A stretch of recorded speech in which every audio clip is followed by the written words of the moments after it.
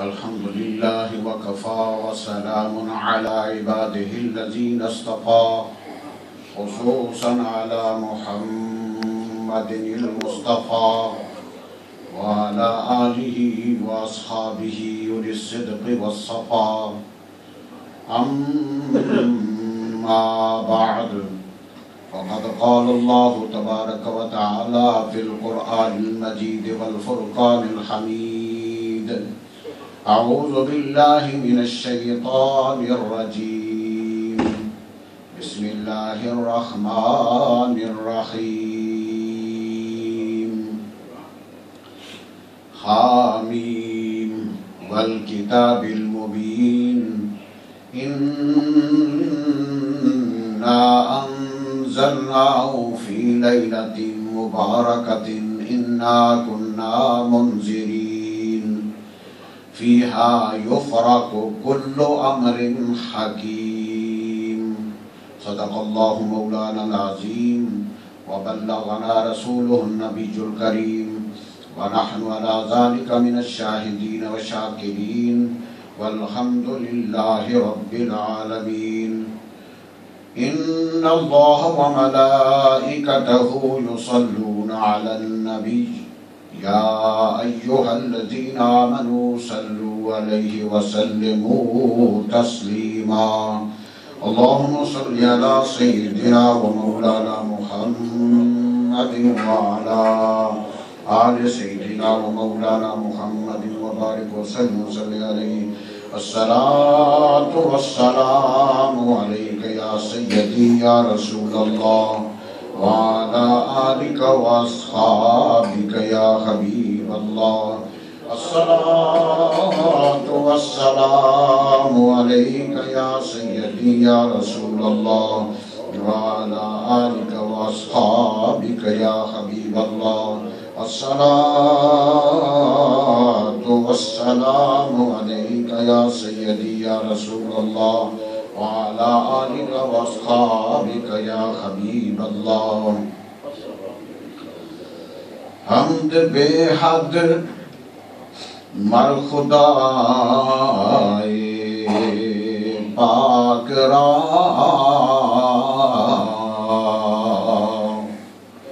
حمد بے حد مر خدائے پاک را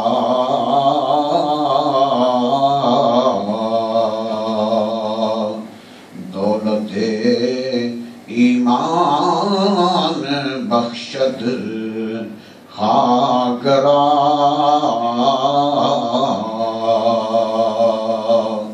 گر نبود ذات احمد در جہاں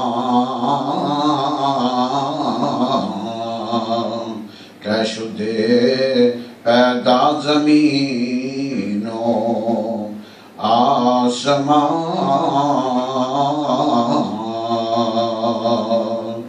گر محمد کا نہ ہوتا کچھ ظہور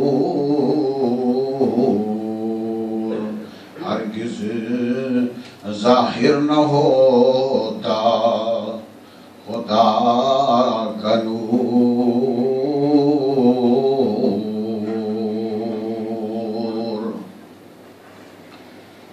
معزز سامعین کرام اللہ تبارک و تعالی جل مجدہ کی ذات ببرکات کی بیعت و شمار حمد و ثنا کے بعد پیار محبوب رؤوف الرحیم تاجدار ارض و عجم امام الانبیاء آمنہ کے لال در مختار شب اسرا کے دولہ میرے اور آپ کے آقا جناب محمد مصطفیٰ صلی اللہ تعالی علیہ وآلہ وبارک وسلم کی ذات تذکرہ ہدیہ درود پاک پیش کرنے کے بعد عرض خدمت ہے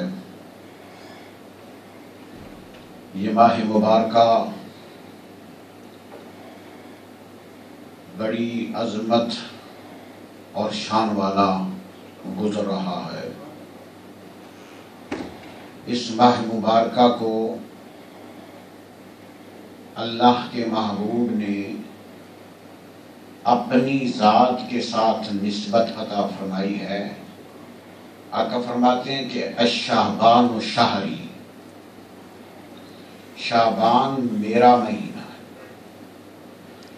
اب اللہ تبارک و تعالیٰ کے یہ سارے مہینے، سال، دن، گھڑیاں، لیل و نہار، یہ ہر چیز رب ذوالجلال نے پیدا فرمائی ہے، لیکن جس کی نسبت حضور کے ساتھ ہو جاتی ہے خدا اس کو بھی پسند فرماتا ہے۔ مخلوق کی بات ہے کہ ایک چیز اگر ایک کے طرف منسوب ہو جائے تو اسی کی ہو جاتی ہے، دوسرا اس کے اندر اگر دخل اندازی کرے تو فتنہ پیدا ہوتا ہے، جھگڑا کھڑا ہوتا ہے اور ایک دوسرے کا حق مارنے کا کیس اور مقدمہ چل جاتا ہے۔ لیکن قربان جب اللہ تبارک و تعالیٰ کی ذات پر، اللہ تبارک و تعالیٰ خالق و مالک ہے، ہر چیز خدا کے قبضہ و اختیار میں ہے، لیکن جس کا تعلق حضور سے ہو جاتا ہے خدا اس کو بھی بہت پسند فرماتا ہے۔ اللہ تبارک و تعالیٰ کی ذات اتنی کریم ذات ہے کہ اس ذات نے حضور کی امت پر بے پناہ کرم فرمائے ہیں۔ جس طرح کوئی آدمی کسی پر راضی ہو جائے، خوش ہو جائے تو وہ ہر چیز اس پر نچھاور کرنے لگ جاتا ہے، حضور کی امت کا خدا نے اتنا پاس رکھا ہے، اتنی عزت افزائی عطا فرمائی ہے کہ اللہ تبارک و تعالی ہر ہیلہ بہانہ کرتے ہیں کہ میرے محبوب کی امت بخشی جائے۔ اب یہ الگ بات ہے کہ امت خود ہی اس طرف نہ جائے، تو اس کے اندر اللہ تبارک و تعالیٰ کے پیار کے اندر کوئی فرق نہیں آتا۔ اسلامی تہوار حضور کی امت کی بہتری کے لیے اللہ تبارک و تعالیٰ نے عطا فرمائے۔ کچھ دن اور کچھ ساعتیں ایسی ہیں جنہیں اللہ تبارک و تعالیٰ نے واضح فرما دیا ہے، کھول دیا ہے کہ فلاں ساعت فلاں دن برکت والا، اس کے اندر کوئی آدمی اگر کوئی اچھا کام کرے گا، نیکی کرے گا، اس کا ثواب اتنا عطا کروں گا۔ ویسے تو اللہ تبارک و تعالیٰ نے قرآن پاک میں واضح طور پر فرمایا ہے من جاء بالحسنۃ فلہ عشر امثالہا، کہ جو کوئی ایک نیکی کرتا ہے، ایک نیکی لاتا ہے، فلہ عشر امثالہا، تو اسی کی مثل میں اسے 10 نیکیاں عطا کرتا ہوں۔ یعنی لاتا وہ ایک ہے، کرتا وہ ایک ہے۔ اللہ فرماتا ہے جتنی اس نے نیکی کی ہے نا۔ اب یہ اللہ نے یہ نقطہ اور یہ حکمت سمجھنے کے قابل ہے کہ اللہ تبارک و تعالیٰ نے فرمایا جو کوئی جتنی نیکی لائے گا۔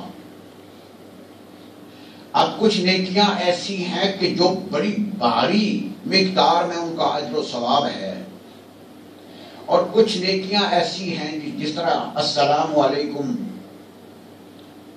کسی نے کہا تو آقا نے فرمایا کہ 10 نیکیاں مل گئی، ورحمت اللہ کہا 20 نیکیاں ہو گئی، وبرکاتہ کہا تو 30 نیکیاں ہو گئی۔ تو اب یہ نیکی پر 10 نیکیاں ملتی ہیں، تو جس نیکی پر 10 نیکیاں ملتی ہیں اللہ فرماتا ہے میں اس نیکی کے مثل اس سے 10 گنا بڑھا کے دیتا ہوں۔ اب اگر کوئی 10 نیکیوں والا کام کرتا ہے اللہ اسے 100 نیکیاں عطا فرماتا ہے، لیکن من جاء بالسیئۃ،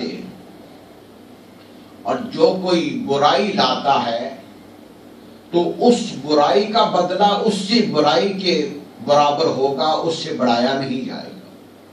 اگر ایک برائی لایا ہے تو اسے ایک ہی برائی لکھا جائے گا، ایک ہی برائی کا اسے عذاب دیا جائے گا۔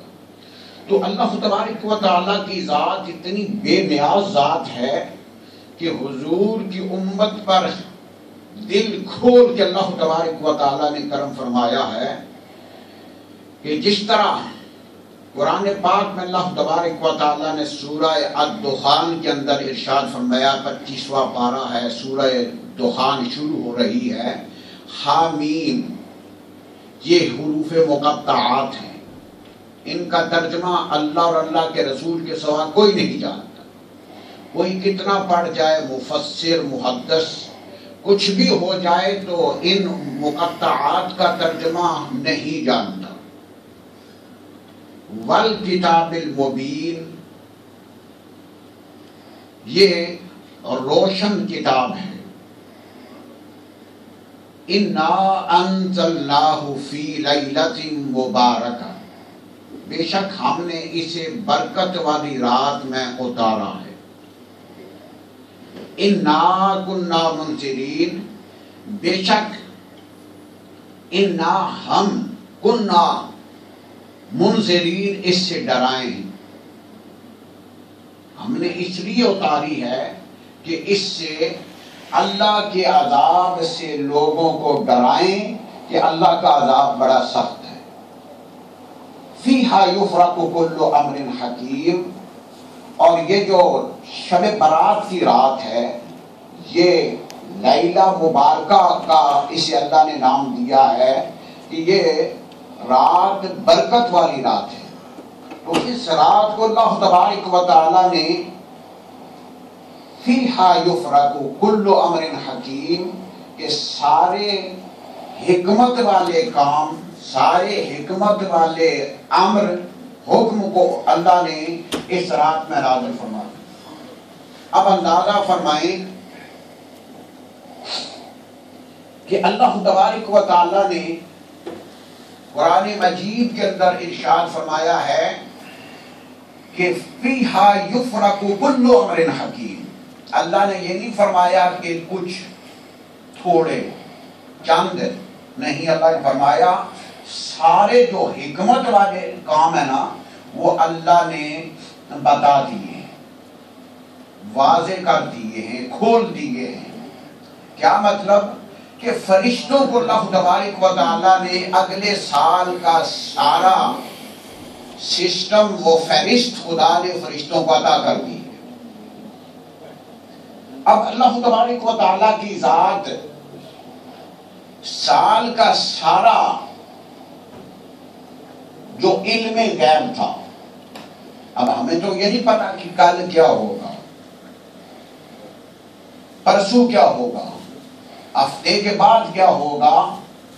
رب نے سال کا پورا سسٹم فرشتوں کو بتا دیا ہے کہ اے فرشتوں، تم نے جو جو محکمے سنبھالے ہوئے ہیں، جو جو کام تم کر رہے ہو، وہ سارے کے سارے آج لے لو۔ میں تمہیں بتا دیتا ہوں کہ سال کے اندر فلاں دن، فلاں تاریخ، فلاں گھڑی، فلاں ساتھ، فلاں رات، فلاں دن کو یہ کام کرنے ہیں۔ اللہ نے سب کچھ انہیں سمجھا دیا۔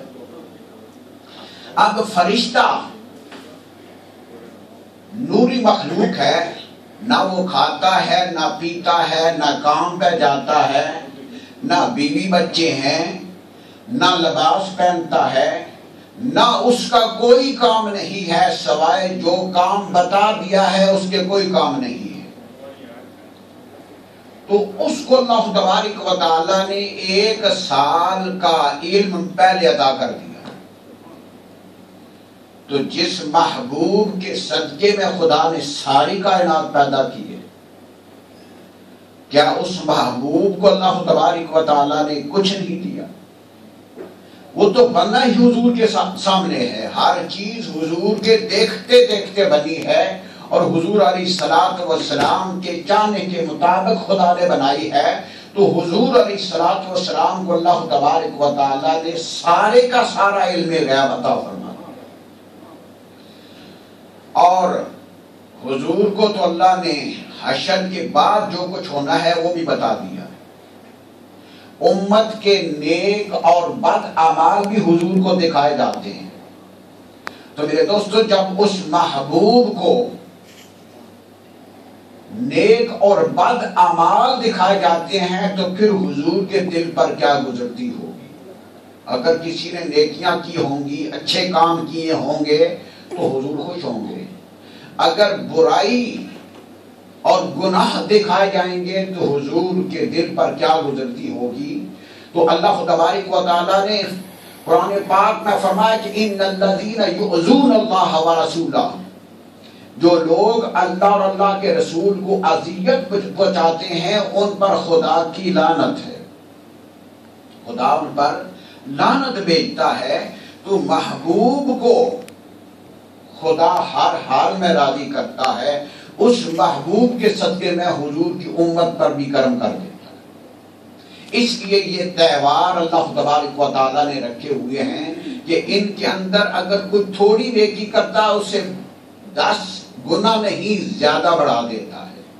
مثال کے طور پر آقا علیہ الصلوۃ والسلام فرماتے ہیں کہ یہ روایت حیدر کرار رضی اللہ تعالیٰ عنہ روایت فرماتے ہیں کہ جو کوئی شعبان کی 15 رات کو 14 نفل پڑھتا ہے، اللہ تبارک و تعالیٰ اس کے جسم پر جہنم کی آگ کو حرام فرما دیتا ہے، اس کے جسم پر جہنم کی آگ حرام فرما دیتا ہے اور اسے 20 حج کا ثواب عطا فرماتا ہے۔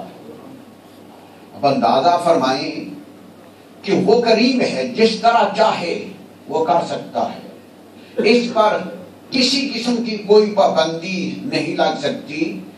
عمرہ مکہ شریف کے اندر ہوتا ہے، کعبے کا طواف کرے، صفا و مروہ کے چکر لگائے اور اس کے بعد بال منڈا دے، احرام کھول دے، عمرہ ہو جاتا ہے۔ مکہ شریف کے اندر اگر کوئی جاتا ہے تو کعبے کے 7 چکر لگاتا ہے، 7 چکر صفا و مروہ کے لگاتا ہے، اور جو احرام بندہ ہوتا ہے بال کٹانے کے بعد وہ کھل جاتا ہے، عمرہ ہو جاتا ہے۔ تو وہی خدا حضور کی نسبت سے اتنا کرم فرماتا ہے کہ اگر کوئی آدمی جا کے پیارے محبوب علیہ الصلوۃ والسلام کی جو بنائی ہوئی پہلی مسجد ہے، مسجد قباء، مسجد قباء جو ہے وہ حضور علیہ الصلوۃ والسلام نے خود اپنے کندھوں پر پتھر اٹھا کر لائے ہیں اور مسجد بنائی ہے، صحابہ کرام ساتھ ہیں۔ اللہ فرماتے ہیں کہ مسجد قباء میں جو 2 نفل پڑھتا ہے اسے عمرے کا ثواب عطا کرتا ہوں۔ یہ رب کا کرم ہے، اور یہ صرف ہمارے چہروں کی طرف نہیں، ہماری عبادتوں کی نسبت سے نہیں، صرف حضور کی نسبت سے، کہ حضور کا امتی جب مدینہ شریف سے سفر کر کے مکہ نہیں جائے گا، مسجد قباء میں 2 رکعت نفل پڑھ لے گا، اسے عمرے کا ثواب عطا کروں گا۔ یہ خدا کی دین ہے اور خدا کی رضا ہے اور خدا کی سخاوت ہے۔ فرمایا کہ گھر بیٹھے ہوئے ماں باپ کا چہرہ خوشی سے دیکھ لیتا ہے، ایک حج کا ثواب عطا کرتا ہوں۔ اندازہ فرمائے اس خدا کی کرم کی انتہا کا۔ خدا فرماتا ہے کہ گھر بیٹھے ہوئے ماں باپ کے چہرے کو خوشی سے دیکھ لیتا ہے، ایک حج کا ثواب عطا کر دیتا ہوں۔ تو اگر اس کا تناسب نکالیں تو اگر 40,000 کروڑ کا ایک سال ایک آدمی کا حج ہوتا ہے تو پھر اندازہ فرمائیں کہ ماں کے چہرے کو دیکھنے کی قیمت خدا نے 40,000 کروڑ مقرر فرما دی، اور 40,000 کروڑ جو ہے ہو سکتا ہے اس سے وہ کوئی شراب خرید کے پی لے، جوا کھیل لے یا کسی حرام چیز کے خریدنے میں خرچ کر دے، تو پھر وہ اگر حرام چیز خریدی ہے تو وہ ملا حج کے بدلے میں ہے لیکن حرام پہ خرچ ہوا ہے، پھر حرام کی طرف چلا گیا ہے۔ قربان جاؤں اللہ کی ذات کی محبت پر کہ اللہ تبارک و تعالیٰ فرماتے ہیں میرے محبوب کا کلمہ پڑھنے والے، تو نے خوشی سے اپنے ماں کا چہرہ دیکھا ہے، ایک حج کا ثواب ادا کر دیتا ہوں۔ تو جب وہ حج کا ثواب ملتا ہے اس پر کوئی کسی قسم کا شک شبہ باقی نہیں رہتا۔ اس لیے میرے دوستوں بزرگوں، اللہ تبارک و تعالیٰ نے یہ تہوار عطا فرمائے ہیں کہ حضور کی امت تھوڑی محنت کرے، اجر زیادہ عطا کرے، عبادت تھوڑی کرے، تھوڑا وقت خرچ کرے، اجر زیادہ عطا کرے۔ آقا علیہ الصلوۃ والسلام فرماتے ہیں کہ شعبان کی 15 رات کو قوموا لیلہا وصوموا یومہا، جو رات کو عبادت کرے اور دن کو روزہ رکھے، اللہ تبارک و تعالی پہلا کام یہ فرماتا ہے کہ اس کے جسم پر جہنم کی آگ حرام فرما دے۔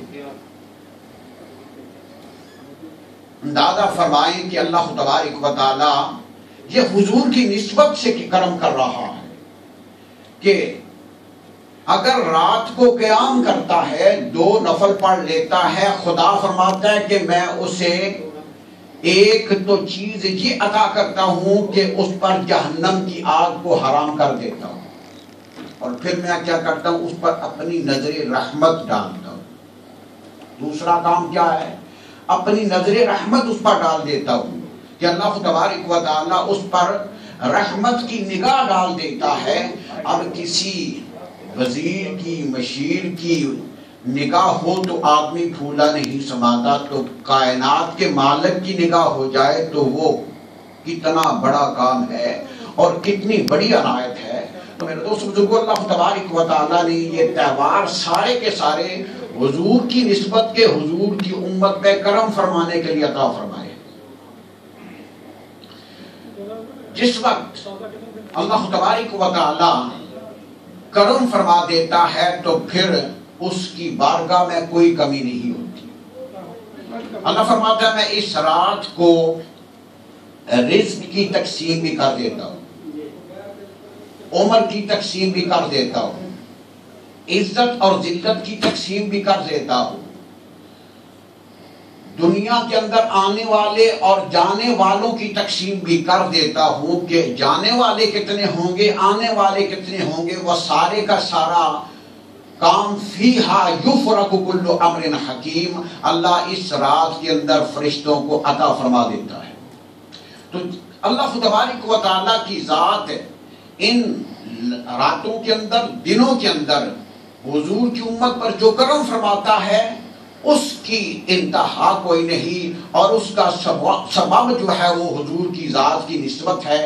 میرے دوست بزرگوں، اگر ہم حضور کا کلمہ پڑھتے ہیں تو یہ اس خدا کی مہربانی، اس خدا کا کرم ہے کہ ہمیں کلمہ نصیب فرمایا ہے۔ لیکن کلمے کی حدود و قیود کے اندر رہتے ہوئے جب ہم زندگی گزاریں گے تو خدا اس محبوب کی کلمے کی نسبت سے ہم پہ باقی امتوں کی نسبت زیادہ کرم فرماتا۔ جس طرح حضرت عیسیٰ نبی علیہ السلام کی ذات نے پتھر دیکھا، سفید رنگ کا پتھر دیکھا تو آپ نے اس کے اندر تعجب کا اظہار کیا، حیران ہوئے کہ یا اللہ یہ کیسا پتھر ہے۔ اب کائنات کی ہر چیز وہ انسان کی حیرت کی انتہا کر دیتی ہے، تو اگر یہ سوچا جائے تو حضرت عیسیٰ نبی علیہ السلام کی خود ذات کی تشریف آوری بھی ایک عجیب بات ہے جو سمجھ میں نہیں آتی کہ بغیر باپ کے اللہ نے پیغمبر کو پیدا کر دیا۔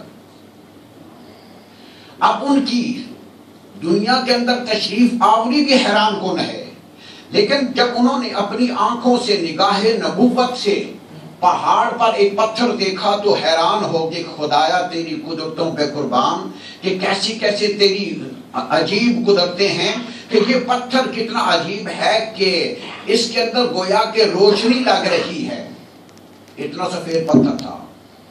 اللہ نے فوراً جبریل امی کو بھیجا کہ روح اللہ اس سے زیادہ عجیب نہ بات بتا دو، اس سے زیادہ بھی عجیب بات نہ بتا دو۔ پروردگار عالم اگر تو بتا دے تو تیری بارگاہ میں کیا کمی ہے؟ میں تو اسے دیکھ کے حیران ہو رہا ہوں کہ پہاڑ ہے، مٹی کا ہے، پتھروں کا ہے، لیکن یہ پتھر کتنا خوبصورت ہے اور چمک رہا ہے۔ اللہ نے اسی وقت اس پتھر کو پھاڑ دیا، پتھر پھٹ گیا تو اس کے اندر سے ایک بزرگ سبز عصا لے کر نکلے۔ اب ہماری سائنس یہ کہتی ہے کہ جب سانس رک جائے تو موت واقع ہو جاتی ہے۔ خدا کی قدرت یہ بتاتی ہے کہ پتھر سخت ہے، جامد ہے، مضبوط ہے، اور اس کے اندر ایک بزرگ زندگی پا رہے ہیں، رزق پا رہے ہیں، کھا رہے ہیں اور چل بھی رہے ہیں، اٹھتے بھی ہیں، بیٹھتے بھی۔ یہ بات اور زیادہ حیران کرنے والی بات ہے کہ 40 سال اس کے اندر ایک انگور کا درخت اللہ نے پیدا کر دیا ہے، پتھر کے اندر انگور کا درخت پیدا کر دیا ہے، تو اس کا پھل کھا کے، انگور کھا کے وہ اللہ کی عبادت کر رہے ہیں، سبز عصا ہاتھ میں اٹھایا ہوا ہے۔ پوچھا بزرگوں آپ کتنی دیر سے یہاں ہو؟ فرمایا 400 سال سے یہاں عبادت کر رہا ہوں۔ اندازہ فرمائیں 400 سال سے وہ بزرگ اس پتھر کے اندر عبادت کر رہے ہیں اور انگور کھا رہے ہیں۔ یہ قدرت خداوندی ہے۔ تو جس وقت حضرت عیسیٰ نبی علیہ السلام نے پوچھا تو حیران ہو گئے کہ پروردگار عالم یہ کتنا خوش نصیب انسان ہے کہ اس پتھر کے اندر اسے دیکھتا کوئی نہیں، کسی کو دکھاوے کے لیے یہ نفل پڑتا نہیں، کسی قسم کا کوئی گناہ کا شائبہ نہ یہ دیکھتا ہے کسی کو، نہ اسے کوئی دیکھتا ہے۔ اب اتنی مضبوط اور اتھینٹک عبادت جو ہے وہ دنیا کے اندر رہنے والے بندے کی نہیں ہو سکتی۔ یہ بڑا خوش نصیب انسان ہے۔ ہم دل کے اندر سوچا کہ یا اللہ یہ کتنا عجیب انسان ہے کہ اس کو تو نے کتنی نیکی کی توفیق عطا فرمائی ہے کہ بغیر ریا دکھاوے، بغیر کسی اور دنیا کے خوف کے، صرف اپنے شوق کے ساتھ تیری عبادت کر رہا ہے۔ تو یہ بہت ہی خوش نصیب انسان ہے، ایسا اور کوئی ہو نہیں سکتا۔ فرمایا یا اللہ اس سے بھی زیادہ کوئی خوش نصیب انسان ہے؟ اللہ نے فرمایا ہاں اے عیسیٰ، اس سے بھی زیادہ خوش نصیب وہ انسان ہے جو میرے محبوب کا کلمہ پڑھنے والا ہوگا، وہ شب برات کی رات کو 2 نفل پڑھے گا، اس 400 سال کی عبادت سے زیادہ ثواب عطا کر دے۔ دوستو یہ ہماری عبادت کا صلہ نہیں ہے، یہ حضور کی نسبت کا صلہ ہے کہ اللہ نے ہماری نسبت کو حضور کے ساتھ جوڑ دیا ہے۔ اس لیے خصوصی اللہ تبارک و تعالی ہم پہ کرم فرما رہا ہے۔ اگر ہم ان ایام کے اندر بھی اس خدا کی عنایات کا نہ شکر ادا کریں تو پھر ہم جیسا نا شکرہ بھی کوئی نہیں ہوتا۔ لیکن اللہ تبارک و تعالی نے اس پر اس رات کو ظاہر کیوں فرمایا؟ شب برات کو ظاہر فرما دیا ہے، لیلۃ القدر کو چھپا دیا ہے۔ بھائی تاک راتوں میں سے کوئی رات ہوگی اور اس کا اجر یہ ہے کہ 83 سال اور 4 ماہ کی عبادت کا ثواب ملتا ہے۔ ایک رات ہے، رب نے چھپا دیا ہے۔ اگر کوئی نہ کرے اس کی عزت کرے، نہ کرے احترام، نہ کرے اور اس رات عبادت نہ کرے تو وہ میرے عذاب کا مستحق نہ ہو جائے۔ اسے چھپا دیا ہے، اسے ظاہر کر دیا ہے، اور ساتھ ساتھ اجر بھی بتا دیا ہے کہ نیکی کرے گا اتنا اتنا ثواب ملے گا، اور ساتھ یہ نہیں فرمایا کہ اگر نہیں کرے گا تو میں اس پر غضب کروں گا۔ یہ بھی اللہ تبارک و تعالیٰ نے حضور کی امت پر ایک خصوصی کرم فرمایا ہے۔ اب ان ایام کے اندر جو کرتا ہے وہ پا لیتا ہے، جو نہیں پڑھتا وہ اللہ کے عذاب کا اور غضب کا مستحق نہیں ہوتا۔ اللہ نے اس پر کوئی پابندی نہیں رکھی کیونکہ یہ نفلی عبادت ہے۔ اگر یہی فرض ہو جاتی تو پھر کوئی گنجائش باقی نہ ہوتی، کوئی کسی قسم کی بچت کی کوئی ضرورت، کوئی راستہ نہیں نکل سکتا تھا کہ تو نے میرا فرض ٹھکرا دیا ہے، اب نماز کو نہیں پڑھتا تو خدا کا مجرم ہے، وہ خدا کا مجرم ہے۔ لیکن شب برات کو، لیلۃ القدر کو اگر وہ نہیں مناتا، نہیں جاگ سکتا، اس کی ہمت نہیں، کام کاج میں مصروف ہے، تو اس پر خدا مواخذہ نہیں فرماتا۔ یہ بھی حضور کی امت پر اللہ کا خصوصی کرم ہے۔ اس لیے اللہ تبارک و تعالیٰ نے فرمایا میرے محبوب آج کی رات میں یہ کیا کرتا ہوں کہ حل من مستغرقن اغفر له، حل من مستغفر اغفر له، جو کوئی مجھ سے مغفرت چاہتا ہے میں مغفرت عطا کر دیتا ہوں۔ تو اس لیے اللہ تبارک و تعالیٰ نے اس رات کو کھول دیا ہے، کوئی چاہتا ہے عطا کرتا ہے، نہیں چاہتا تو مواخذہ نہیں فرماتا، خدا ناراض نہیں ہوتا، غضب نہیں فرماتا۔ تو اللہ تبارک و تعالیٰ نے حضور کی امت کو جو خصوصیت عطا فرمائی ہے وہ یہ ہے کہ من جاء بالحسنۃ فلہ عشر امثالھا ومن جاء بالسیئۃ فلا یجزی الا مثلھا۔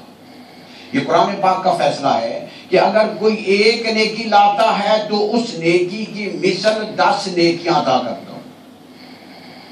ان مثال کے طور پر اگر ایک نیکی ہے ہی 10 نیکیوں کے برابر ہے تو اس کا بھی اللہ تبارک و تعالیٰ 10 گنا اضافہ فرما دیتی ہے۔ اگر کوئی نیکی ایسی ہے، مثال کے طور پر ماں کے چہرے کو، باپ کے چہرے کو خوشی سے دیکھتا ہے، حج کا ثواب ملتا ہے، تو وہ نیکی اس 10 والی نیکی سے زیادہ ہے۔ اس لیے اللہ تبارک و تعالیٰ نے فرمایا الا مثلھا، جو اس کی مثل نیکی لائے گا میں اس کی مثل 10 نیکیاں بڑھا دوں گا۔ تو یہ حضور کی نسبت کا فیض ہمیں مل رہا ہے۔ میرے دوستو اس پر بھی ہمیں شکر ادا کرنا چاہیے کہ مولا تیرا شکر ہے کہ ہم کتنے گناہگار ہیں لیکن تو حضور کے کلمے کی نسبت سے ہم پہ کرم کر دیتا ہے۔ تو میرے دوستو جب کوئی اس قسم کی تہوار آپ کو نصیب ہوں تو ان کے اندر آپ کوشش کریں، اور زیادہ نہیں تو تھوڑی ہی نیکی کر لیں، گھر کر لیں، چھپ کے کر لیں، مسجد میں کر لیں، وہ خدا ہر چیز دیکھتا ہے۔ وما علینا الا البلاغ المبین وآخر دعوانا الحمدللہ رب العالمین۔